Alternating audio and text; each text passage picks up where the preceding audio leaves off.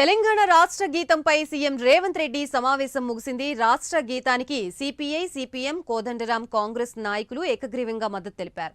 June 2న జయ జయ హే తెలంగాణ గేయాన్ని జాతికి అంకితం ఇవ్వాలని ప్రభుత్వం నిర్ణయించింది. 2.5 నిమిషాల నిడివితో ఉన్న రాష్ట్ర గీతాన్ని సమావేశంలో కీరవాణి వినిపించారు.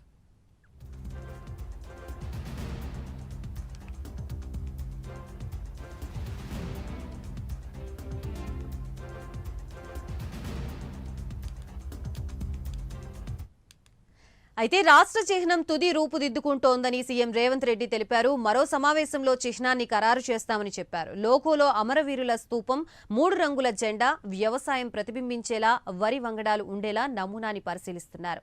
దాదాపు ఇదే లోగోని ఫైనల్ చేసే అవకాశం ఉంది.